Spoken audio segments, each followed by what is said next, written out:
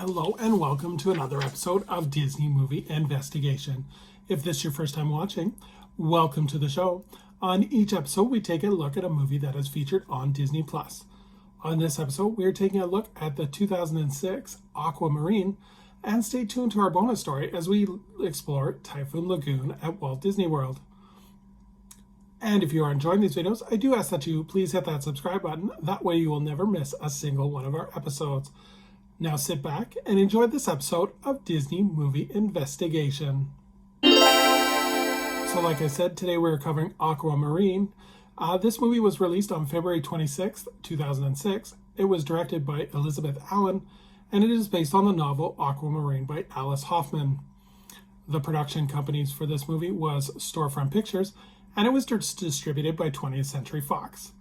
The budget for this movie was $12 million with a box office return of $23 million. So in terms of the production, the movie was actually shot in Australia, and it was a quick shoot as the filming started in February of 2005 and it wrapped up in April of 2005 of the same year. Jessica Simpson was originally offered the part of Aquamarine, but later was deemed too old for the part, so it was recast. The mermaid tail for Sarah Paxton ended up weighing over 100 pounds, and it was 8 feet in length. Sarah Paxton, in order to train for the role, did a month of intense swimming lessons. So let's take a look at the cast. So we have Sarah Paxton, who plays Aquamarine, Emma Roberts, who plays Claire Brown, JoJo, who plays Haley Rogers, Jake McDormand, who plays Roger, and Ariel Cabell, who plays Cecilia Banks. So now that we know the players, let's take a look at the plot. So after a vicious storm, half the ocean washes into the beach club swimming pool. Two teenagers, Haley and Claire, discover a mermaid in the pool. She tells them that she needs to find love in 3 days, and they agree to help her because helping a mermaid means you get a wish. And they decide that they can use their wish to try and stop Haley from moving to Australia. So there's not a lot of trivia and legacy for this movie. There's not a lot to it. So in terms of recommending this movie, I think this is a perfect movie for preteen girls.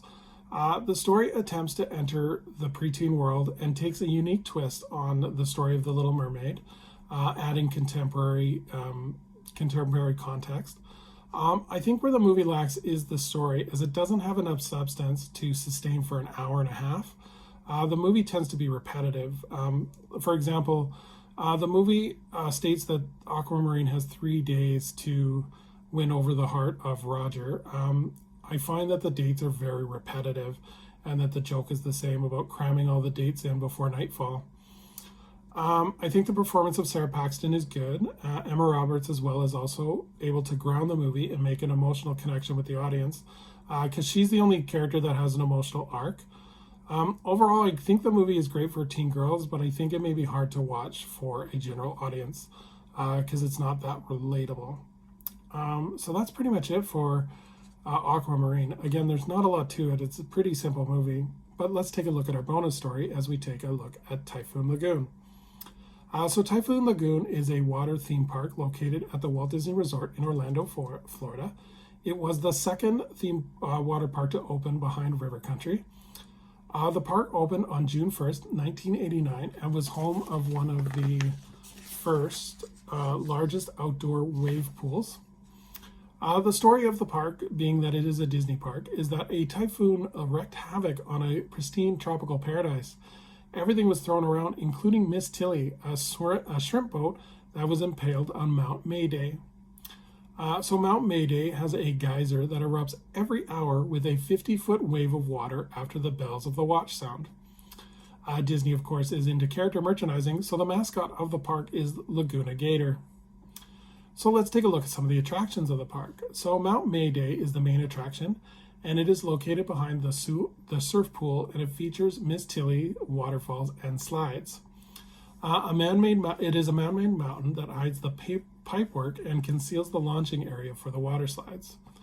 Waves are generated by a 12-cell pristine concrete tank.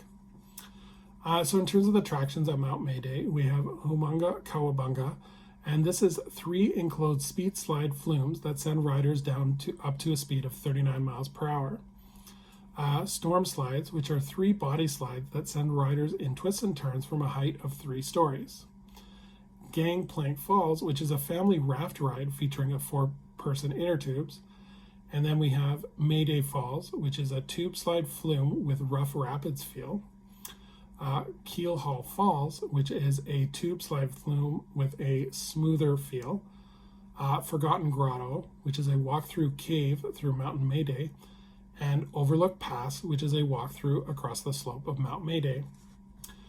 So the second area of the park is Hideaway Bay, and this is a sandy beach area located past the dressing rooms.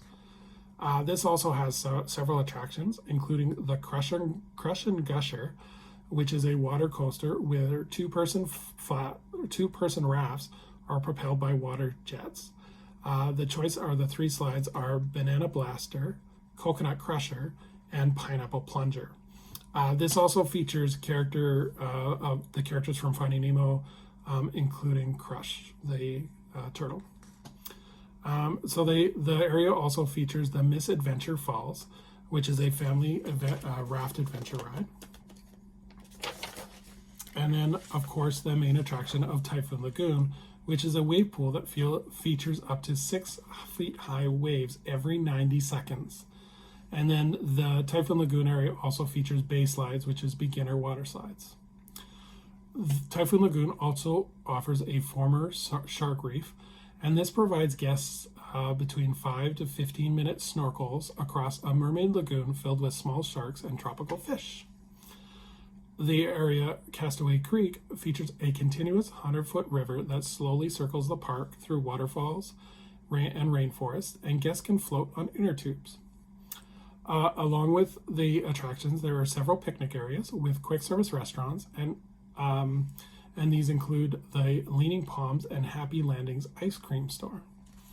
So I've been to Typhoon Lagoon once or twice. I think it's an incredible theme park, and it's a great alternative for those that, especially in Florida, want to get some water and some swimming done, as well as just a general water park feel. It's a great alternative as well to those who just need a day break from the theme parks and want something to do. There's definitely stuff to do for all levels of families and swimmers. I loved the Crush and Gusher. I think that's one of my favorites. And then the Typhoon Lagoon, the water park, the waves are incredible as well. So thank you so much for everyone for joining us here on Disney Movie Investigation. I would ask you to leave a comment below on what you think of the movie Aquamarine. And if you have been a visitor of Typhoon Lagoon, what is your favorite memory? Please leave a comment below. And so looking forward to our next video, our next episode. We are going to take a look at a direct-to-video sequel as we take a look at Bambi 2. And we will as well have a bonus story for that episode, as well as we will explore the Fort Wilderness Hotel at Walt Disney World. So until next time, I hope you have a magical day, and we will see you real soon.